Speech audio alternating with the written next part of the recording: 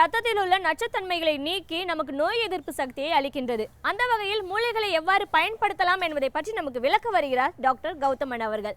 நம் வீடியோலேவா நிகழ்ச்சியின் அடுத்த பகுதியாக வரவிருப்பது பல்லாண்டு வாழ்ந்திட. அன்பான கலைஞர் தொலைக்காட்சி நேயர்களுக்கு என்னுடைய இனிமையான காலை வணக்கங்கள். இன்றைக்கி நம்ம பார்க்கக்கூடிய தாவரத்துடைய பெயர் சிகப்பு பால் பெருக்கி அப்படின்னு சொல்லக்கூடிய ஒரு செடி வகை தாவரம். இதற்கேன் சிகப்பு பால் பெருக்கி அப்படிங்கிற பெயர் வந்ததுன்னா, பொதுவாக இதோட இலை அமைப்பை பார்ப்பதற்கு இதய வடிவில் இருக்கக்கூடிய ஒரு கொடி வகை தாவரம். இந்த கொடி வகை தாவரத்தில் இருக்கக்கூடிய காம்பு பார்த்திங்கன்னா பார்ப்பதற்கு சிவப்பு நிறமாக இருக்கும். ஏற்கனவே பால் பெருக்கி அப்படிங்கிற செடி வகை தாவரம் உண்டு, அது வேறு. இந்த சிகப்பு பால் பெருக்கி அப்படின்னு சொல்லக்கூடிய கொடி வகை தாவரம் வேறு. இந்த சிகப்பு பால் பெருக்கியை பொறுத்தவரையிலும் இதய நோய்க்கு இயற்கை கொடுத்திருக்கின்ற ஒரு மிகச்சிறந்த அருமருந்து அப்படின்னு சொல்லலாம். பொதுவாக இந்த சிகப்பு பால் பெருக்கியுடைய இலைகளை மருந்துக்கு பயன்படுத்துகின்ற ஒரு வழக்கம் நம்மிடையே உண்டு. தொன்று தொட்டு பாரம்பரிய மருத்துவத்தில் இதய நோய் அப்படின்னு சொன்னாலே முதலில் ஞாபகத்திற்கு வருவது மருதம்பட்டை. இரண்டாவது ஞாபகத்துக்கு வருவது என்னன்னு கேட்டிங்கன்னா இந்த சிகப்பு பால் பெருக்கியுடைய இலைகள் தான்.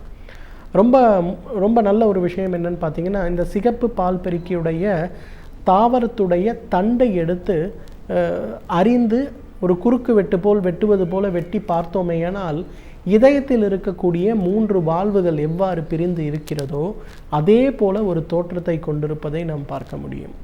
சிகப்பு பால் பெருக்கியுடைய இலைகள் இதய குழாய்களில் இருக்கக்கூடிய அடைப்புகளை நீக்குவதற்கும் இதய நாளங்களில் இருக்கக்கூடிய அந்த வால்வுகளில் இருக்கக்கூடிய தொய்வை மாற்றுவதற்கும் ஒரு மிகச்சிறந்த மருந்தென்றால் மிகையாகாது. ஏன்னா இன்றைக்கு நிறைய பேர் பார்த்திங்கன்னா தவறான உணவு பழக்க வழக்கம், உடற்பயிற்சி இல்லாத ஒரு சூழலில் இருப்பது, அதிக உடல் உழைப்பு இல்லாமல் இருப்பது, மன அழுத்தத்துடன் இருப்பது, உடலுக்கு பாதிப்பு ஏற்படுத்தக்கூடிய சில மருந்துகளை, பக்கவிளைவு ஏற்படுத்தக்கூடிய மருந்துகளை உட்கொண்டு இருப்பது. இதனால் என்ன ஆகுதுன்னா, ஒன்று இதயத்தில் இருக்கக்கூடிய நாளங்களில் அடைப்பு ஏற்படுகிறது. இரண்டாவது இதயத்தை வேலை செய்ய வைக்க வேண்டிய இரத்த குழாய்களில் அடைப்பு ஏற்படுவது. CAD மற்றும் CHD அப்படின்னு சொல்லக்கூடிய 2 வகையான இதய நோய்கள். இந்த நோய்கள் ஏற்படும் போது இன்றைக்கு பெரும்பாலும் அறுவை சிகிச்சையை நாட வேண்டிய ஒரு சூழல் இருக்கிறது. ஆனால் அறுவை சிகிச்சை செய்து கொண்ட பிறகு கூட நிறைய பேருக்கு அதனால் ஏற்படக்கூடிய பலன்கள் மிக குறைவாகவே இருக்கிறது. அந்த வகையில் பார்த்திங்கன்னா அறுவை சிகிச்சையை தவிர்ப்பதற்கும் இதயத்திற்கு பாதிப்பு ஏற்படாமல் தடுப்பதற்கும் இந்த சிகப்பு பால் பெருக்கியுடைய இலை ஒரு மிகச்சிறந்த மருந்தென்றால் மிகையாகாது. பாரம்பரிய மருத்துவத்தில் பால் கஷாயம் சொல்லுவாங்க. இதயத்திற்கு ஊட்டச்சத்து அளிக்கக்கூடிய, இதய நோயை நீக்கக்கூடிய, இதய நோயை தடுக்கக்கூடிய பால் கஷாயம் சொல்லுவாங்க. அதாவது 50 மில்லி பால் எடுத்து 100 மில்லி தண்ணீர் அதோடு கலக்க வேண்டும். அதை அடுப்பில் ஏற்றி நன்றாக கொதிக்க வைத்து அதன் பிறகு சிகப்பு பால் பெருக்கியிலிருந்து எடுக்கக்கூடிய இலைச்சூரணத்தை 2 தேக்கரண்டிகள் அதில் போட வேண்டும். நன்றாக அது ஒரு 5 நிமிடம் கொதித்த பிறகு வடிகட்டி அந்த பாலை காலை ஒரு முறை, மதியம் ஒரு முறை, இரவு ஒரு முறை உணவுக்கு முன்பு சாப்பிட வேண்டும். இதை ஒரு பழக்கமாக நாம் வைத்து கொண்டோமேயானால் எவ்விதமான இதய சம்பந்தப்பட்ட கோளாறுகளும் வராமல் நாம் தடுக்கலாம். டெல்லியில் இருக்கக்கூடிய எய்ம்ஸ் மருத்துவமனையில் இன்னொரு வகையான ஆராய்ச்சி இந்த சிகப்பு பால் பெருக்கியை வைத்து செய்து கொண்டிருக்கிறார்கள். என்னன்னு கேட்டிங்கன்னா, உயர் இரத்த அழுத்தம் அப்படிங்கிறது நிறைய பேருக்கு நிறைய நேரங்களில் நம்ம பரிசோதனை செய்து பார்த்தோமேயானால் நார்மலாக இருக்கக்கூடிய ஒரு விஷயமாக இருக்கும். ஆனால் அந்த இரத்த அழுத்தத்துடைய பக்க விளைவுகள் அப்படிங்கிறது அவர்களுக்கு அதிகமாக இருக்கும். அவர்களுடைய ஈரலில் இருக்கக்கூடிய இரத்த குழாயில் அதிக இரத்த அழுத்தம் இருக்கும், அல்லது அடிக்கடி தலை சுற்றுகின்ற பிரச்சனை இருக்கும், அல்லது பார்த்திங்கன்னா அவர்களுடைய சிறுநீரக செயல்திறன் சிறிது சிறிதாக குறைந்து கொண்டிருக்கும். அந்த வகையில் பார்த்திங்கன்னா இந்த நோயை எவ்வாறு தடுப்பது, சர்க்குலேட்டரி சிஸ்டம் சம்பந்தப்பட்ட நோயை எவ்வாறு தடுப்பது அப்படின்னு சொல்லும்போது அதற்கு இந்த சிகப்பு பால் பெருக்கியிலிருந்து எடுக்கக்கூடிய இலை சூரணத்தை மாத்திரைகளாக கொடுக்கின்ற ஒரு வழக்கம் இன்றைக்கு ஒரு ஆராய்ச்சி பூர்வமாக நடந்து கொண்டிருக்கிறது. இது வெற்றி பெறுகின்ற வகையில் பார்த்திங்கன்னா நம்ம இந்தியாவில் இருக்கின்ற உயர் இரத்த அழுத்தம் சம்பந்தப்பட்ட நோயால் பாதிக்கப்படுகின்ற வாய்ப்பு இருப்பவர்கள் அனைவருக்கும் இலவசமாகவே இந்த மருந்துகள் கொடுக்க முடியுமா அப்படிங்கிற ஒரு ஆராய்ச்சி இன்றைக்கும் நடந்து கொண்டிருக்கிறது.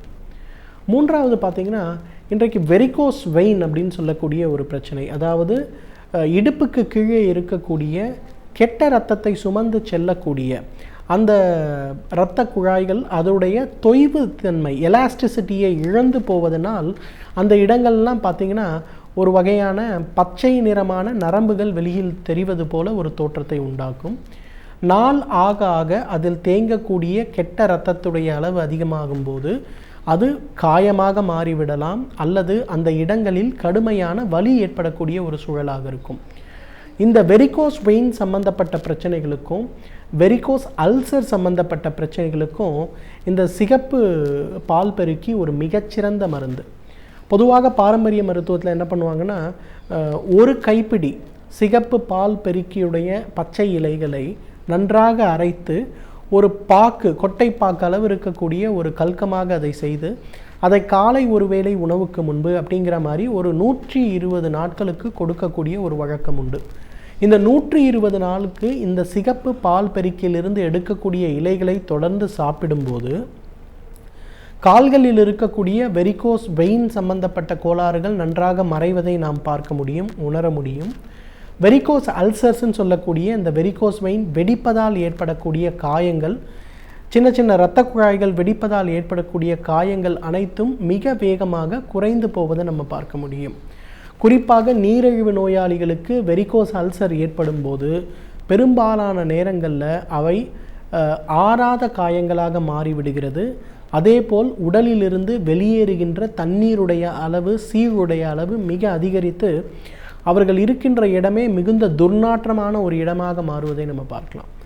அப்படிப்பட்டவர்கள்லாம் ரொம்ப சுலபமாக பால் பெருக்கியிலிருந்து எடுக்கக்கூடிய அந்த கல்கத்தை உள்ளுக்கும் பால் பெருக்கியை தண்ணீரிலிட்டு கொதிக்க வைக்கின்ற அந்த கஷாயத்தை கொண்டு அந்த காயத்தை கழுவுகின்ற ஒரு வழக்கத்தை வைத்து கொண்டாலே மிக வேகமாக அந்த இடத்திலிருந்து வருகின்ற தண்ணீர் குறையும், சீழ் குறையும், அந்த காயம் மாறி மீண்டும் இயல்பான ஒரு தோற்றம் ஏற்படுவதை பார்க்கலாம். எனவே நேயர்களே, இந்த சிகப்பு பால் பெருக்கியை பொறுத்தவரையிலும் இயற்கை நமக்கு கொடுத்திருக்கின்ற மிகச்சிறந்த அருமருந்துகளில் ஒன்று. இதய நோயை தடுப்பதற்கு, இதய நோயை தீர்ப்பதற்கு, இரத்த அழுத்தம் சம்பந்தப்பட்ட பக்க விளைவுகளை குறைப்பதற்கு, மிக மிக முக்கியமாக வெரிகோஸ் வெயின் சம்பந்தப்பட்ட காயங்களையும் புண்களையும் ஆற்றுவதற்கு தகுந்த மருத்துவ ஆலோசனையின் பேரில் சரியான முறைப்படி இந்த சிகப்பு பால் பெருக்கியை நாம் உபயோகப்படுத்தினோமேயானால் நம்மாலும் பல்லாண்டு காலம் ஆரோக்கியமாக வாழ்ந்திட முடியும்.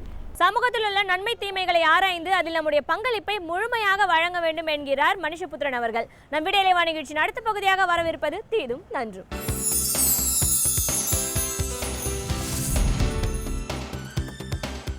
வணக்கம் நண்பர்களே, இன்னும் ஒரு இனிய காலை பொழுதில் தீதும் நன்றும் நிகழ்ச்சியில் உங்களை சந்திப்பதில் மிக்க மகிழ்ச்சி அடைகிறேன். சமீபத்தில் நீதிமன்றத்தில் ஒரு வழக்கு என்பது வந்திருக்கிறது. அதாவது நகைச்சுவை துணுக்குகள், ஜோக்குகள் தொடர்பானது அந்த வழக்கு. அதாவது உங்களுக்கு தெரிந்திருக்கும் சர்தாரி ஜோக்குகள் என்பது மிகவும் பிரபலமான ஒன்று. ஏராளமான சர்தாரி ஜோக்குகள் என்பது, சீக்கிய இனத்தவரை பற்றிய ஜோக்குகள் என்பது, அவர்களை கிண்டல் செய்யக்கூடிய அல்லது அவர்களுடைய பொது இயல்புகள் என்று சொல்லக்கூடிய சில விஷயங்களை சித்தரித்து அல்லது அவற்றை முன்னிறுத்தி கிண்டல் செய்யக்கூடிய பல நகைச்சுவை துணுக்குகள் இந்தியா முழுக்க புழக்கத்தில் இருக்கின்றன. இன்னும் சொல்லப்போனால் அவையெல்லாம் தொகுக்கப்பட்டு புத்தகங்களாக வந்திருக்கின்றன. பல பத்திரிகைகளில் அவை தொடர்ந்து வெளியிடப்பட்டிருப்பதையும் கூட நாம் பார்க்கிறோம். பொது மேடைகளில், பொது அரங்குகளில் அவை பரவலாக சொல்லப்படக்கூடிய ஒரு காட்சியையும் கூட நாம் பார்க்கிறோம். அப்படி இருக்கிற போது இந்த சர்தாரி ஜோக்குகளை தடை செய்ய வேண்டும், சீக்கிய இனத்தவரை கொச்சைப்படுத்துகிற விதமாக இருக்கக்கூடிய இந்த நகைச்சுவை துணுக்குகளை தடை செய்ய வேண்டும் என்று நீதிமன்றத்திலே ஒரு வழக்கு தொடுக்கப்பட்டிருக்கிறது. அந்த வழக்கின் அடிப்படையில், அந்த விசாரணையில் இந்த நகைச்சுவை துணுக்குகளை அல்லது ஜோக்குகளை எப்படி தடுப்பது என்று நீங்களே ஆலோசனை சொல்லுங்கள் என்று நீதிபதி அவர்கள் கேட்டிருக்கக்கூடிய ஒரு செய்தியையும் பார்த்தோம். அதில் நீதிபதி அவர்கள் எழுப்பக்கூடிய ஒரு கேள்வி என்பது, அதாவது இந்த வழக்கை தொடுத்தவர்கள் என்ன சொல்கிறார்கள் என்றால், நாட்டின் மிக உயரிய பதவிகள் இருந்தவர்கள், ஜனாதிபதியிலிருந்து, பிரதமரிலிருந்து, இன்னும் இராணுவ தளபதியிலிருந்து, இன்னும் பல்வேறு உச்சநீதிமன்ற நீதிபதிகள் வரைக்கும் ஏராளமானோர், அதாவது இந்த நாட்டில் எதெல்லாம் கௌரவமிக்க பதவிகள் என்று நினைக்கப்படுகிறதோ அதிலெல்லாம் சீக்கிய இனத்தைச் சேர்ந்தவர்கள் இருந்திருக்கிறார்கள். அப்படி இருக்கிற போது சீக்கிய இனத்தவரை பற்றி கொச்சைப்படுத்துகிற விதமாக இத்தகைய நகைச்சுவை துணுக்குகளை தொடர்ந்து சொல்வது என்ன நியாயம் என்கிற கேள்வியை அவர்கள் நீதிமன்றத்தில் எழுப்புகிறார்கள். அதற்கு பதிலளித்த அதை பற்றி தன்னுடைய கருத்துக்களை தெரிவித்த நீதிபதி அவர்கள் சொல்லக்கூடிய ஒரு விஷயம் என்பது, இதை எப்படி தடுக்க வேண்டும் என்று நீங்களே சொல்லுங்கள். ஏனென்றால் இப்பொழுது வணிக ரீதியாக, அதாவது பத்திரிகைகளிலோ அல்லது புத்தகங்களிலோ வரக்கூடிய அந்த நகைச்சுவை துணுக்குகளை நாம் தடுத்து நிறுத்திவிடலாம் அல்லது அவற்றிற்கு தடை விதிக்கலாம். ஆனால் இப்போ ஒரு உதாரணமாக நீதிபதி அவர்கள் அந்த வழக்கறிஞரை பார்த்து கேட்கிறார், அந்த தடை கேட்ட வழக்கறிஞரை பார்த்து கேட்கிறார், நீங்களே நீதிமன்ற வளாகத்தில் ஒரு கேண்டீனில் அமர்ந்து நீங்கள் டீ சாப்பிட்டு கொண்டிருக்கிறீர்கள். அப்படி இருக்கிற போது அங்கே வந்து உங்களுடைய சக வழக்கறிஞர் ஒருவர் உங்களிடம் ஒரு சர்தாரி ஜோக் சொன்னால் அவர் மீது என்ன நடவடிக்கை எடுக்க முடியும், அல்லது நீங்கள் அவர் மீது அவதூறு வழக்கு தொடர முடியுமா என்ற ஒரு கேள்வியை கேட்டு, இந்த சர்தாரி ஜோக்குகளை எப்படி தடை செய்வது என்று நீங்களே ஒரு ஆலோசனை சொல்லுங்கள் என்ற ஒரு கேள்வியையும் நீதிபதி அவர்கள் முன்னால் வைக்கிறார். அப்படி இருக்கிற போது இந்த சூழ்நிலையில் தான் இது போன்ற ஒரு குறிப்பிட்ட இனத்தவரை மையமாக வைத்து உருவாக்கப்படுகிற இந்த நகைச்சுவை துணுக்குகள் சம்பந்தமாக நாம் பேச வேண்டியிருக்கிறது. பொதுவாக இந்தியாவில் இருக்கக்கூடிய பல சமூகங்களையும் பற்றி பிற சமூகங்கள் அத்தகைய துணுக்குகளை பேசுவது என்பது ஒரு வழக்கமான ஒன்றாகவே இருந்து வந்திருப்பதை நாம் பார்க்கிறோம். அதாவது அது ஒன்று மொழி சார்ந்ததாக இருக்கும், அல்லது இனம் சார்ந்ததாக இருக்கும், அல்லது மதம் சார்ந்ததாக இருக்கும், ஏன் பல சமயங்களில் சாதி சார்ந்ததாக கூட இருக்கும்.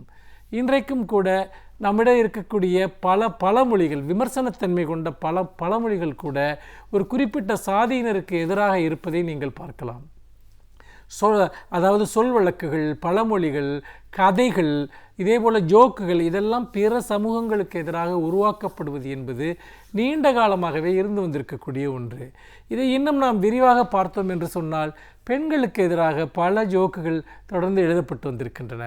குறிப்பாக பெண்கள் அலங்காரத்தில் அதிக நேரம் செலவிடக்கூடியவர்கள், ஆண்களை அவர்கள் அடக்கி ஆளக்கூடியவர்கள், அல்லது வன்முறையில் ஈடுபடக்கூடியவர்கள், அல்லது ஒரு விதமான அதிகமாக பணம் செலவழிக்கக்கூடியவர்கள், பொருள்களின் மீது மோகம் கொண்டவர்கள் என்றெல்லாம் பல கருத்தாக்கங்கள் இருக்கின்றன.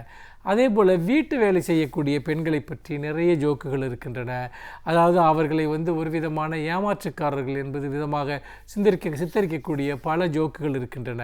இப்படி சமூகத்தில் வர்க்கம் சார்ந்து கூட இப்படி ஒருவரை விமர்சிக்கக்கூடிய, இழிவுபடுத்தக்கூடிய நிறைய நகைச்சுவை துணுக்குகள் இருக்கின்றன. பாலினம் சார்ந்து இருக்கின்றன. பேச்சு வழக்கில் கூட மூன்றாம் பாலினத்தவர் அல்லது உடல்நலக் குறைபாடு உடையவர்கள், மாற்றுத்திறனாளிகளாக இருக்கக்கூடியவர்கள், இவர்களையெல்லாம் பற்றி கூட ஏராளமான ஒரு கொச்சைப்படுத்துகிற ஒரு நகைச்சுவை துணுக்குகள் இருக்கின்றன. அப்படி இருக்கிற போது ஒரு சமூகத்திற்கு மேலானவர்களாக தங்களை நினைத்து கொள்ளக்கூடியவர்கள் அல்லது இன்னொரு சமூக பிரிவினரை அவர்களை கீழ்மையாக நினைக்கக்கூடியவர்கள் நகைச்சுவை என்கிற ஒரு ஆயுதத்தை பயன்படுத்துகிறார்கள் என்பது உண்மை. ஆனால் இதை நாம் எப்படி சட்ட ரீதியாக தடுக்க முடியுமா என்றால் நிச்சயமாக முடியாது. ஏனென்று கேட்டால், எப்படி நீங்கள் ஒரு சாதி ஒழிப்பை எப்படி நீங்கள் சட்ட ரீதியாக நீங்கள் தடுக்க முடியாதோ, அவற்றிற்கு மக்களிடம் மனமேற்றம் ஏற்பட்டால் மட்டுமே உண்மையான சாதி ஒழிப்பு நடக்குமோ, அதே போன்றதுதான் இந்த நகைச்சுவை துணுக்குகளின் வழியாக பிற மனிதர்களையோ பிற சமூகங்களையோ துன்புறுத்துகிற இந்த மனநிலை என்பதும். இந்த மனநிலையின் காரணமாக எப்போதும் ஏதாவது ஒரு சமூக பிரிவினரை பற்றிய கொச்சையான பார்வைகளை வெளிப்படுத்துவது என்பது இங்கே பலருக்கும் ஒரு வளமையாக இருந்து கொண்டிருக்கிறது. அந்த வளமையின் காரணமாக அவர்கள் இது போன்ற ஏதாவது ஒரு நகைச்சுவை துணுக்குகளை அவர்கள் தொடர்ந்து சொல்லிக்கொண்டே இருக்கிறார்கள். அப்படி இருக்கிற போது இதை பற்றிய ஒரு விவாதத்தை நாம் உருவாக்குவது மிகவும் முக்கியம் என்று நினைக்கிறேன். ஒரு விழிப்புணர்ச்சியை உருவாக்குவது மிகவும் முக்கியம் என்று நினைக்கிறேன். இல்லை, எந்த சமூகத்திற்கு என்றும் பொது குணங்கள் என்று எதுவும் கிடையாது.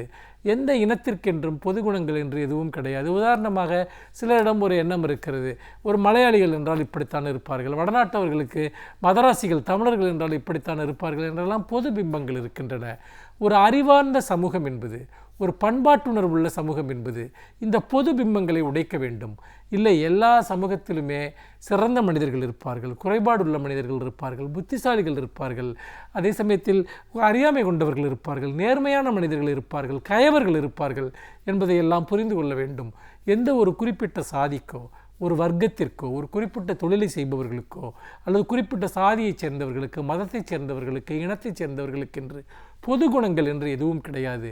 மாறாக ஒவ்வொரு வர்க்க பிரிவிற்குள்ளும், சாதி பிரிவிற்குள்ளும், அல்லது வெவ்வேறு பாலின பிரிவினருக்குள்ளாகவும் கூட பல்வேறு விதமான முரண்பாடுகளும் சிக்கல்களும் தனித்தன்மைகளும் இருக்கின்றன என்பதை நாம் உணர்ந்து கொண்டால் பிறரை இழிவுபடுத்தக்கூடிய அல்லது பொது அடையாளம் சார்ந்த இந்த நகைச்சுவை துணுக்குகளை நாம் பேசுவதற்கு முன்பு எழுதுவதற்கு முன்பு ஒரு கணம் நாம் சிந்திப்போம், யோசிப்போம்.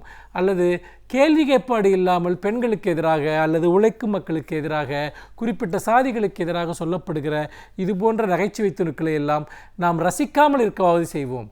குறைந்தபட்சமாக அப்படி ஒரு நியாயமற்ற வகையில் விமர்சனங்களை முன்வைக்கக்கூடிய இது போன்ற நகைச்சுவை துணுக்குகளை நாம் கேட்கிற போது நாம் முடிந்த வரைக்கும் இல்லை, ஒரு சமூகத்தை எப்படி இழிவுபடுத்தார்கள், ஒரு மக்கள் பிரிவினரை எப்படி இழிவுபடுத்தாதீர்கள் என்பதை சொல்வதை நம்முடைய கடமையாக கொள்ள வேண்டும். இது நம்முடைய ஒரு பண்பாட்டு விழிப்புணர்விலிருந்து, அரசியல் விழிப்புணர்விலிருந்து வரக்கூடிய ஒரு விஷயம். மாறாக பெண்களுக்கு எதிராக என்ன ஒரு நகைச்சுவை துணுக்கு சொல்லப்பட்டாலும் நாம் தயக்கமே இல்லாமல் சிரிக்கிறோம். குறிப்பிட்ட சாதிகளுக்கு எதிராக சொல்லப்பட்டால் தயக்கமே இல்லாமல் சிரிக்கிறோம். இனங்களுக்கு எதிராக சொல்லப்பட்டால் தயக்கமே இல்லாமல் சிரிக்கிறோம். இந்த சிரிப்பு என்பது உண்மையிலேயே பண்பாடுள்ள ஒரு செயல்பாடா என்பதை நாம் பார்க்க வேண்டும். நகைச்சுவை என்பது ஆரோக்கியமானதாக இருக்க வேண்டும். அது யாரையும் இழிவுபடுத்தாததாக இருக்க வேண்டும். நம்முடைய தவறுகளை நாமே கண்டு சிரிக்கக்கூடியதாக இருக்க வேண்டும். நகைச்சுவை என்பது உண்மையில் மனிதர்களை மேம்படுத்துவதாக இருக்க வேண்டுமே தவிர அது வெறுப்பின் அடிப்படையில் இருப்பதாகவோ அல்லது பொதுவாக கட்டமைக்கப்பட்ட பிம்பங்களின் அடிப்படையில் இருப்பதாகவோ தப்பெண்ணங்களின் அடிப்படையில் இருப்பதாகவோ நகைச்சுவை துணுக்கள் இருக்கக்கூடாது. இந்த நகைச்சுவை துணுக்கள் என்பது ஒரு விமர்சனம் என்பதை நாம் மறந்துவிடக்கூடாது. அது ஒரு கருத்து என்பதை நாம் மறந்துவிடக்கூடாது. தவறான கருத்துக்கள், மோசமான கருத்துக்கள் எப்படியோ அப்படித்தான் தவறான எண்ணங்களை விளைவிக்கக்கூடிய இதுபோன்ற நகைச்சுவை துணுக்குகளும் அத்தகைய துணுக்குகளை நாம் முடிந்த வரைக்கும் தவிர்த்து கொள்வதும் பிறர் சொல்லும்போது அதில் பங்கேற்காமல் இருப்பதும் நாம் சமூகங்களுக்கிடையே நல்லிணக்கத்தை ஏற்படுத்துவதும் பரஸ்பர மரியாதையுடன் எல்லாரும் இணைந்து வாழக்கூடிய ஒரு ஒருங்கிணைந்த சமூகமாக நாம் வளர்வதற்கும் உதவும் என்று சொல்லி மீண்டும் இன்னும் ஒரு புதிய சிந்தனையோடு உங்களை சந்திக்கிறேன். நன்றி, வணக்கம். பல்வேறு துறைகளை சார்ந்த பிரபலங்கள் அவர்களுடைய அனுபவங்களை நம்முடன் பகிர்ந்து கொள்ளும் போது அது நமக்கு சிறந்த தூண்டுகோலாக அமைகின்றது. அந்த வகையில் இன்றைய சிறப்பு விருந்தினர் யார் என்பதை பற்றியும் அவர் என்ன செய்திகளை நம்முடன் பகிர்ந்து கொள்ளப் போகிறார் என்பதையும் பார்க்கலாம். நம் வீடியோலை நிகழ்ச்சியின் அடுத்த பகுதியாக வரவிருப்பது சிறப்பு விருந்தினர் பகுதி.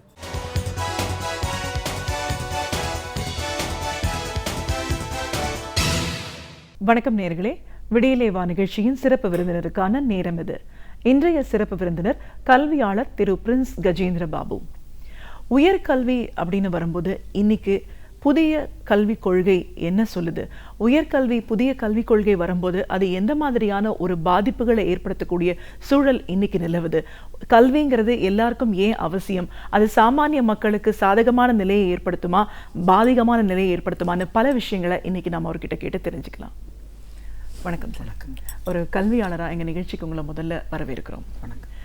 கல்வியாளர் அப்படின்னு சொல்லும்போது இந்தியா மாதிரியான ஒரு ஜனநாயக நாட்டில் ஒவ்வொரு தனி மனிதனுக்கும் உரிமை அப்படின்னு சொல்லும்போது எப்படி உணவு, உடை, இருக்க இடம் சொல்கிறோமோ அதுக்கு அப்பாற்பட்டு கல்வியோட முக்கியத்துவம் பற்றி எல்லாருமே நம்ம வலியுறுத்தி சொல்லிட்டு இருக்கோம்.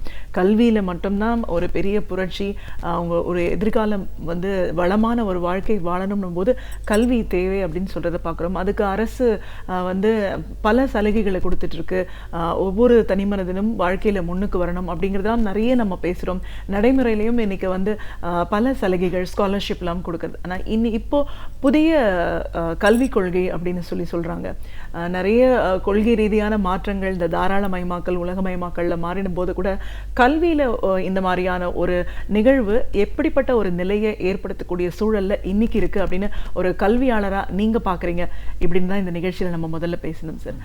கல்வியோட முக்கியத்துவம், உயர்கல்வி இதெல்லாம் பேசும்போது இந்த புதிய கல்விக் கொள்கை எந்த விஷயங்களை முதல்ல வலியுறுத்தி சொல்லுதுன்னு பேச ஆரம்பிக்கலாம். கண்டிப்பாங்க. அதாவது கல்வி அப்படின்னு எடுத்துக்கிட்டோம்னா ஒரு நாடு விடுதலை அடைந்தவுடன் அனைத்து மக்களுக்கும் கல்வியை பரவலாக்குவது தான். அது எவ்வளவு பெரிய ஏழ்மையிலிருந்து விடுதலை அடைந்த நாட்டு கூட செய்திருக்காங்க. பல நாடுகளில் இன்னைக்கு கட்டணமில்லா கட்டாய கல்வி அப்படின்றது தான் பள்ளி கல்வியில் உறுதிப்படுத்தியிருக்காங்க. எந்த குடும்பத்தை சார்ந்தவர்களாக இருந்தாலும் பல நாடுகளில் உயர்கல்வி என்பது கட்டணம் இல்லாமல் வழங்கப்படுகிறது.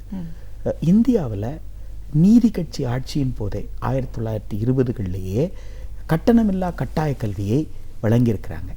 1930களிலேயே பார்த்தீங்கன்னா சென்னை மாநகராட்சியில் உங்களுக்கு சத்துணவு கொடுத்து கல்வியை கொடுத்துருக்காங்க.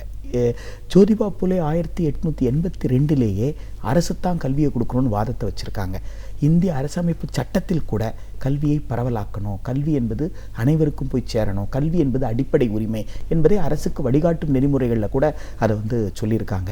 இவ்வளவு விஷயங்கள் சொல்லப்பட்டிருந்து கூட தற்போது மத்திய அரசாங்கம் கல்வியை ஒரு வர்த்தக பொருளாக மாற்றுவதற்கு அனைத்து ஏற்பாட்டையும் செய்யுது அப்படின்றது தான்.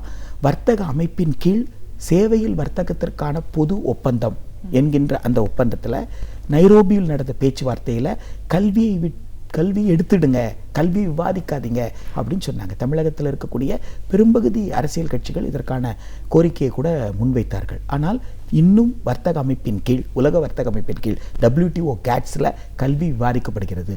அந்த கேட்ஸ் ஒப்பந்தத்தில் என்னென்ன பிரிவுகள் இருக்கோ அந்த பிரிவுகளை நடைமுறைப்படுத்தக்கூடிய அளவு தான் புதிய கல்விக் கொள்கை விவாத பொருளுக்கான தலைப்புகளை மத்திய அரசாங்கம் கடந்த ஓராண்டுக்காக மக்கள் கிட்ட கொடுத்துருக்கு.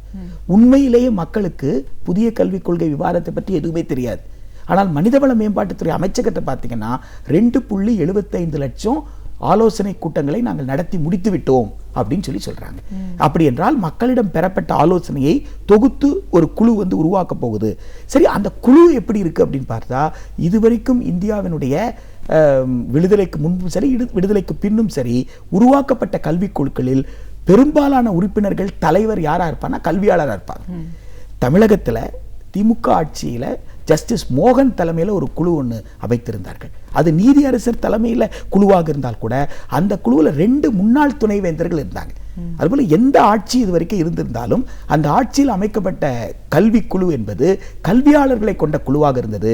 முதல் முறையாக நரேந்திர மோடி அவர்கள் தலைமையில் இருக்கக்கூடிய இந்த அரசு IAS ஓய்வு பெற்ற IAS அதிகாரிகள் 4 கொண்டு ஒரே ஒரு கல்வியாளர்ன்ற பேரில் ஒருத்தரை கொண்டு ஒரு குழுவை அமைத்திருக்காங்க. அப்போ இவர்கள் கல்வியினுடைய நோக்கத்தையே மாற்ற பார்க்கிறார்கள். அரசு கட்டுப்பாட்டில் அரசினுடைய சேவையாக அதை கொடுப்பதில் இருந்து அரசு ஒழுங்குபடுத்தும், எல்லாவற்றையுமே தனியாரிடம் கொடுத்து விடலாம். அப்போ ஸ்காலர்ஷிப்ன்ற பிரச்சனையே இருக்காது, கல்வி கடனை வாங்கி எல்லோருமே படித்துக் கொள்ளட்டும் என்று முழுக்க கல்வியை வணிகமயமாக்கக்கூடிய சமூக நீதிக்கு எதிரான ஒரு விஷயத்தை இந்த புதிய கல்விக் கொள்கை வைத்திருக்கு. அந்த விவாதத்திலிருந்து நாம் அதைத்தான் புரிந்து கொள்கிறோம். இதுதான் இன்றைய புதிய கல்விக் கொள்கை எதிர்கொள்ளக்கூடிய மிக முக்கியமான சவாலாக பார்க்குறோம். இந்த சவாலோட பாதிப்பை என்ன பண்ணோம் நம்ம பேசுறதுக்கு முன்னாடி இந்த விவாதங்கள் நிலையிலேயே பண்பாட்டு ஒருமைப்பாடையும் ஒரு விவாத பொருளாக எடுத்திருக்காங்க. இந்த பண்பாடு ஒருமைப்பாடு அப்படிங்கிறது நம்ம நாட்டை பொறுத்த வரைக்கும் எந்த அளவுக்கு ஒருங்கிணைப்பாக அமையும்? பாரதிதாசன் ஒரு கவிதையில் சொல்லுவான், ஏக இந்தியா என்றால் சாக இந்தியான்னு. இந்திய அரசமைப்பு சட்டத்துடைய ஃபர்ஸ்ட் ஆர்டிக்கல் எடுத்துக்கிட்டிங்கன்னா யூனியன் ஆஃப் ஸ்டேட்னு சொல்லுது. அப்போது மாநிலங்கள் அப்படின்னு எடுத்துக்கிட்டால் ஒவ்வொரு மாநிலத்திற்கும் பல்வேறு மொழி, பல்வேறு பண்பாடு, உணவு வகை என்பது வடகிழக்கில், இந்தியாவினுடைய வடகிழக்கில், தெற்கில், மேற்கில், மையத்தில் இருக்கக்கூடிய மக்கள் அந்தந்த தட்பவெப்ப நிலைக்கு அந்தந்த நிலப்பரப்பின் அமைப்பில் அவங்கவுங்க பண்பாடு என்பது அமைந்திருக்கு. எனவே நாம் பேசியதெல்லாம் தேசிய ஒருமைப்பாடு. நாம் வேறுபட்டவர்கள், நீங்கள் வேற நான் வேற, என் உணவு பழக்கம் வேற, உங்கள் உணவு பழக்கம் வேற, ஆனால் நம்ம 2 பேரும் ஒன்றா சாப்பிடுவோம் அப்படின்றது தான். என்னோட உணவை நான் உங்களுக்கு கொடுப்பேன், உங்களோட உணவை எனக்கு கொடுப்பீங்க, அதுதான் ஒருமைப்பாடு என்பது. இதில் எங்கே இருந்து பண்பாட்டு ஒருமைப்பாடு என்பது வந்தது? ஆனால் உயர்கல்விக்கான விவாதத்தில் மிக முக்கியமாக வைத்திருப்பது என்னன்னா கல்ச்சுரல் இன்டிகிரேஷன் அப்படின்ற ஒரு வார்த்தையை அவங்க பயன்படுத்துகிறாங்க. 2வது சமஸ்கிருதமயமாகுதல் அப்படின்ற விஷயத்தை அவங்க கொண்டு வர்றாங்க. அப்புறம் சமஸ்கிருதத்தை கட்டாயமாக 6ஆம் வகுப்பிலிருந்து 12ஆம் வகுப்பு வரைக்கும் எப்படி பள்ளி கல்வியிலே திணிப்பது என்பதை பற்றி அவங்க விவாதிக்கிறாங்க. இது அத்துணையுமே பார்த்தீங்கன்னா இந்தியா என்கின்ற ஒரு நவ இந்தியா என்பது ஒரு சமத்துவத்திற்கான பூமி. நவ இந்தியா என்பது ஒரு ஜாதியை மறுக்கக்கூடிய, அனைத்து மொழிகளுக்கும் வாய்ப்பு கொடுக்கக்கூடிய ஒரு ரொம்ப வைப்ரண்டான ஒரு இந்தியா, ஒரு பன்முக பண்பாட்டை கொண்டாடக்கூடிய ரொம்ப மகிழ்ச்சிகரமான ஒரு இந்தியா என்கின்ற கனவை எல்லாம் தகர்த்து எல்லோரும் ஒரு மொழியின் கீழ், ஒரு பண்பாட்டின் கீழ், ஒரு கருத்தியலின் கீழ் இயங்கணும், அதற்கு கல்லூரிகள் தயார் செய்யணும் என்கின்ற வகையில் இந்த புதிய கல்விகள் பேசப்பட்டிருக்கு. அதோடு மட்டுமல்ல, அங்கே ஒரு கேள்வி வேற கொடுத்துருக்காங்க, எக்ஸ்டிங்க்ட் லாங்குவேஜ், டெட் லாங்குவேஜுக்கு என்ன செய்யலாம், அதுக்கு நம்ம டிபார்ட்மெண்ட் வச்சு அதை கொண்டாடலாமா, அதை என்ன செய்யலாம்? இது என்ன கேள்வி? ஒரு நல்வாழ்வு அரசில் ஒரு மொழி சாக இருக்குது அப்படின்னு சொன்னால் அந்த மொழியை காப்பாற்றணும். ஒரு பண்பாடு சாக இருக்குதுன்னா அந்த பண்பாட்டை, இது ஒரு விவாத பொருளாக எப்படி வைக்கிறீங்க? அப்போ என்ன விடையை நீங்கள் மக்களிடமிருந்து எதிர்பார்க்கிறீர்கள்? மக்கள் வந்து வேண்டான்னு சொல்லுவாங்க அப்படின்னு சொல்லி எதிர்பார்க்கிறீங்களா? ஆக சிறுக சிறுக இவர்கள் தாய்மொழியை, இந்திய மொழிகளை அழித்து ஆங்கிலத்தை மட்டும், அப்போ ஆங்கிலம் என்று சொன்னால் அதிலும் அமெரிக்க ஆங்கிலம், பிரிட்டிஷ் ஆங்கிலத்துக்கும் அமெரிக்க ஆங்கிலத்திற்கும் நிறைய வித்தியாசம் இருக்கு. அப்போ உலகம் முழுக்க ஒரே ஒரு மொழியாக ஆங்கில மொழி மட்டும் இருக்கணும்னு எப்படி வந்து ஏகாதிபத்தியம் கருதுகிறதோ, அதை இந்தியாவில் இருக்கிற அனைத்து மொழிகளும், இன்னும் சொல்ல போனா ஹிந்தி உள்ளிட்ட மொழிகளை அழிக்கக்கூடிய பணியை இந்த புதிய கல்விக் கொள்கை விவாத பொருள்ல இருக்குன்னே நாம அச்சப்படுறோம். இப்போ நீங்கள் பேசின விஷயங்களே ரொம்ப முக்கியமான கருத்து என்னென்னா, இந்த குழு அமைக்கப்பட்டதில் கல்வியாளர்களோட கருத்துக்களுக்கு வந்து இடமளிக்கப்படலை அப்படின்னும் போது, இதை முழுமையாக ஒரு கல்வி சார்ந்த நிறுவனமோ அதை பயன்பட போகிறவங்களுக்கும் இடையில இருக்கிற தேவைகள், உரிமைகள், புரிதலை வந்து அடிப்படையிலேயே எடுத்துருதுன்னு நம்ம சொல்லலாம். கண்டிப்பாக ஐஏஎஸ் ஆஃபீஸரை வச்சு அதை பண்ணுறாங்க அப்படின்னும் போது, இப்போ இந்த நிலை ஏற்பட்ட புதிய கல்விக் கொள்கை அமலுக்கு வந்ததுன்னா சாமானிய மக்கள் அது எந்த அளவுக்கு பாதிக்கும்? அதுங்க, இப்போ ஒரு கல்வி கொள்கையை உருவாக்கணும், ஒரு நகலை தயார் பண்ணணும் அப்படின்னு சொன்னால் அதில் கல்வியாளர்களை கொண்ட குழுவாக இருக்கணும். ஒரு 4 ஐஏஎஸ் ஆஃபீஸர், அதில் ஒருத்தர் கல்வியாளர் ராஜ்புட்ன்றவர், அவர் கூட எப்படின்னா சிந்து சமவெளியிலிருந்து தொடங்கியது என்பதற்கு பதிலாக ஆரியர்களிடமிருந்து தான் இந்திய வரலாறு தொடங்கியது என்பதை பற்றி எழுதியவர் தான் அந்த குழுவில் இருக்கார். அப்போ ஒத்த கருத்து இருக்கக்கூடிய ஒருவர்களாக இருக்கிறாங்க. நிர்வாகத்தை மட்டும் செய்வதற்கு அப்படின்னு இருக்கிறாங்க. எனவே இந்த கல்விக் கொள்கை உருவாக்குகின்ற இந்த குழு அமைக்கப்பட்ட முறையும் நடைமுறையும் தவறு, இதை வந்து உடனடியாக திரும்ப பெறுங்க அப்படின்றது தான் மக்களுடைய மிக முக்கியமான கோரிக்கையா இருக்கு. நீங்க வச்சிருக்கிற விவாத பொருள் நியாயமற்றது, இந்த குழுவே வந்து நியாயமற்றது. ஏன் அதை கேட்குறாங்கன்னு கேட்டா, இந்த விவாத பொருள்ல பிபிபி, பப்ளிக் பிரைவேட் பார்ட்னர்ஷிப் என்பதற்கு முக்கியத்துவம் கொடுக்குது. கார்ப்பரேட் கம்பெனிகள், ட்ரஸ்ட்டுங்க, சொசைட்டிங்க, இவங்கெல்லாம் பள்ளிக்கூடங்களை நடத்தலாமா, கல்லூரிகளை நடத்தலாமா அப்படின்னு வைக்கிறாங்க. அப்படின்னா இன்றைக்கு இருக்கக்கூடிய ஜவஹர்லால் நேரு பல்கலைக்கழகத்தில் இருந்து எக்ஸிஸ்டிங் இன்ஸ்டிடியூட்ஸை அவங்க வந்து பிபிபி மூலமாக பிரைவேட் கிட்ட கொடுக்கறதுக்கு வாய்ப்பு இருக்கு. அப்போ உயர்கல்வி நிறுவனங்களில் ரொம்ப ஏழையில் இருக்கக்கூடிய, இப்போ நம்ம செந்தில்குமார் 2008 ஹைதராபாத் யூனிவர்சிட்டியில் இறந்தார். அவர் பன்னியாண்டி சமூகத்திலிருந்து வந்தவர். ஒரு எம்எஸ்சி முடிச்சுட்டு அவர் ஜேஆர்எஃப் முடிச்சுட்டு அவரால் ஒரு சென்ட்ரல் யூனிவர்சிட்டியில் முடிக்கிறார். இப்போ ரோஹித் வெமுலா, இவ்வளவு சட்ட பாதுகாப்பு இருக்கக்கூடிய இன்றைக்கே இத்தனை மரணங்கள் நிகழ்ந்திருக்கு அப்படின்னு சொன்னா, இவ்வளவு சட்ட பாதுகாப்பு இருக்கும்போது கள்ளக்குறிச்சியில 3 பெண்களுடைய பிணங்கள் கிணற்றிலிருந்து எடுக்கப்பட்டிருக்கு அப்படின்னு சொன்னா, இந்த சட்ட பாதுகாப்பை எல்லாம் எடுத்துவிட்டு நீங்கள் ஒட்டு மொத்தமாக தனியாரிடம் மத்திய அரசாங்கம் கல்வியை ஒப்படைக்கும், உயர்கல்வியை ஒப்படைக்கும் சொன்னா சாதாரண பெண் குழந்தைகளால் படிக்க முடியுமா என்பதுதான். அது எந்த ஜாதியா இருந்தாலும் சரி, பெண் என்று சொன்னாலே இந்த சமூகத்தில் செலவுன்னு நினைக்கிறாங்க. அப்போ பெண்ணுக்கு கொடுக்க வேண்டிய ஊக்கத்தொகையை நீங்க கொடுக்கலன்னா பெண்கள் உயர்கல்விக்கு வருவார்களா? அப்போ பெண்களுக்கு எதிரான அரசாக நரேந்திர மோடி அரசு இருக்கு. இந்த புதிய கல்விக்கோட விவாத பொருள் அப்படி இருக்கு. தலித்துகளுக்கு எதிராக இருக்கு, பிற்படுத்தப்பட்ட சமூகத்திற்கு எதிராக இருக்கு, அப்ப நலிந்த பிரிவுகளுக்கு எதிராக இருக்கு. அப்ப வாய்ப்பு மறுக்கப்பட்ட பிரிவினருக்கு சமமான வாய்ப்பு கொடுக்க வேண்டும் என்ற தந்தை பெரியார் அண்ணல் அம்பேத்கருடைய அந்த கருத்தியலுக்கு எதிரான ஒரு கருத்தியலை இந்த விவாத பொருள் முன்வைத்திருக்கு. புதிய கல்விக் கொள்கைக்கான இந்த விவாத பொருள் முன்வைத்திருக்கு. எனவே இந்த கருத்து அடிப்படையில் ஒரு கல்விக் கொள்கை உருவாகுமேயானால், அதை மத்திய அரசு நடைமுறைப்படுத்துமையானால், இன்றைக்கு இருக்கக்கூடிய அனைத்து உயர்கல்வி அரசு நிறுவனங்களும், இன்றைக்கு பள்ளிக்கல்வியில் எப்படி கவர்மெண்ட் ஸ்கூலுக்கு யாருமே வரலன்னு சொல்றோமோ அந்த நிலைக்கு நலிவுற்று போவதற்கு எல்லா சூழலும் இருக்கிறது. இப்போ இந்த இழப்புகள் பற்றி, சமூக ரீதியான சமுதாயம் சார்ந்த பிரச்சனைகள் பற்றி பேசும்போது, இன்னைக்கு உயர்கல்வி படிக்கிற பல மாணவர்கள் அதிகபட்சமான ஒரு மன உளைச்சலுக்கு ஆளாக்கப்படுறாங்கன்றதை நம்ம பார்க்குறோம். இதில் கல்வியாளர்களோட பங்களிப்பு எவ்வளோ தூரம் இருக்கு சார்?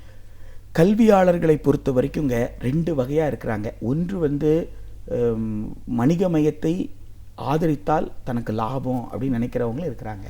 அது நீங்கள் மறுக்க முடியாது. ஆனால் சமூகம் சார்ந்து இயங்கக்கூடிய கல்வியாளர்கள் அவங்க வணிகமயமாக்கல் கல்வியில் மார்க்க மட்டுமே அடிப்படையாக வைக்கிறீங்க, சம வாய்ப்பு கொடுக்கல. சம வாய்ப்பு கொடுக்காமல் போட்டி மட்டும் எப்படி சமமாக இருக்க முடியும்? இப்போ கிராமத்திலிருந்து ஒரு பையன் வர்றான், அவனுக்கு பத்திரிக்கை கிடைக்குதா, செய்தித்தாள் கிடைக்குதா? அப்போ செய்தித்தாள் வாசிக்க முடியாத ஒரு மாணவன், பல்வேறு பயிற்சி எடுக்க முடியாத ஒரு மாணவன், அவன் பாடத்திட்டம் பாடநூலை மட்டும் படித்து விட்டு வருகிறான். அவன் தன்னுடைய தாய் தந்தைக்கும் உதவி செய்கிறான், அப்ப குடும்ப பொருளாதாரத்திலும் பங்கேற்கிறான்.